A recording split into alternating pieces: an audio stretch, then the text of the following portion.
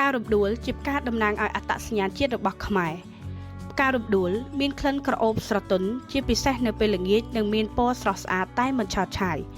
ដោយសារតែភាពតាក់ទាញទាំងនេះហើយទើបចាប់បុរាណខ្មែរតែងតែប្រដូចស្រីក្រមុំទៅលើផ្ការំដួលដែលមានក្លិនក្រអូបសម្រស់ស្រស់ស្អាតនិងមានចរិយាស្រគត់ស្រគំគួរជាទីបាតី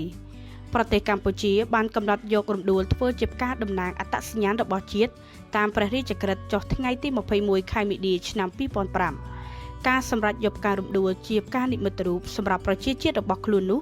ក៏ដោយសារតែផ្ការំដួលមានក្លិនពីដោក្រអូបឈ្ងុយឈ្ងប់គួរជាទីតាក់ទាញអារម្មណ៍របស់មហាជនទូទៅ